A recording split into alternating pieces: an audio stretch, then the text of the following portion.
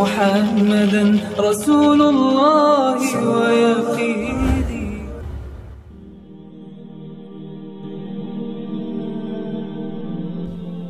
Sahabat Muslim, semua manusia akan menemui hari kebangkitan setelah kematiannya.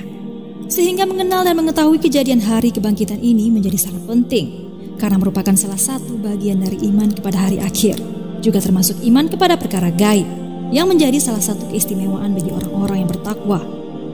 Lantas, bagaimanakah hari kebangkitan itu terjadi? Dan kejadian apa yang akan dialami manusia di hari ini? Mari simak ulasannya.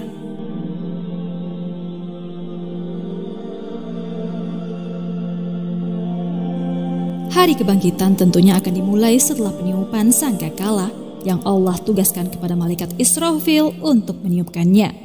Maka matilah semua yang ada di langit dan di bumi, kecuali apa yang tidak dikehendakinya. Lalu Allah Subhanahu wa Ta'ala menurunkan hujan yang membasahi bumi dan menumbuhkan jasad manusia dari tulang-tulang ekornya.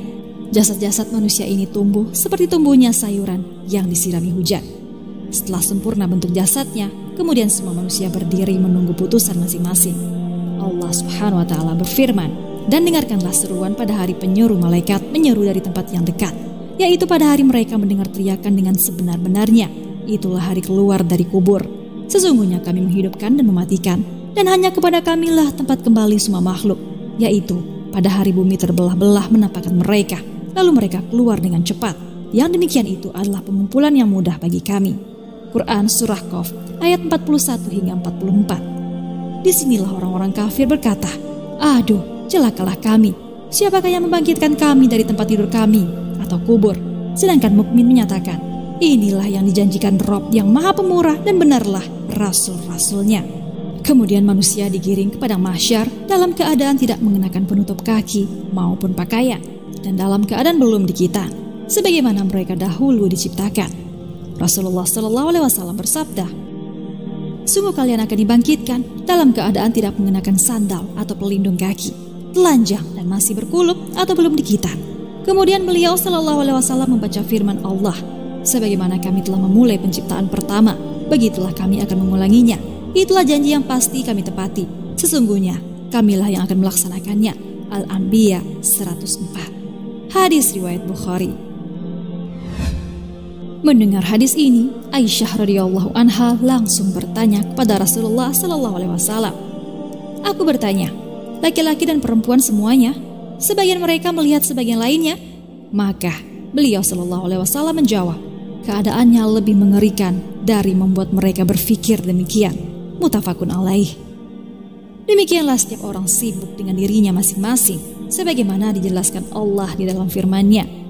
Dan apabila datang suara yang memekakan atau tiupan sangkakala yang kedua, pada hari ketika manusia lari dari saudaranya, dari ibu dan bapaknya, dari istri dan anak-anaknya, setiap orang dari mereka pada hari itu mempunyai urusan yang cukup menyibukkannya. Quran Surah Ambasa ayat 33 hingga 37. Anas bin Malik radhiyallahu anhu, beliau juga berkata bahwa Nabi SAW bersabda, bahwasanya seseorang berkata kepada Rasulullah SAW, "Wahai Rasulullah, Allah berfirman, orang-orang yang dihimpunkan ke neraka jahanam dengan diseret atas muka-muka mereka." Al-Furqan ayat 34. "Apakah orang kafir digiring di atas wajahnya?" Rasulullah SAW berkata, "Bukankah zat yang membuat seseorang berjalan di atas kedua kakinya di dunia mampu untuk membuatnya berjalan di atas wajahnya?"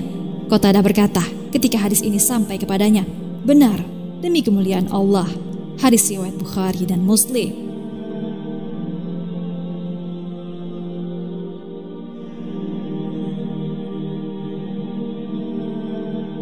Wallahu a'lam bissawab.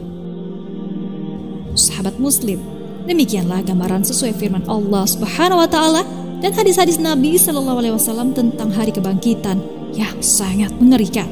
Semoga kita semua termasuk orang yang beruntung. Amin ya Rabbal Alamin.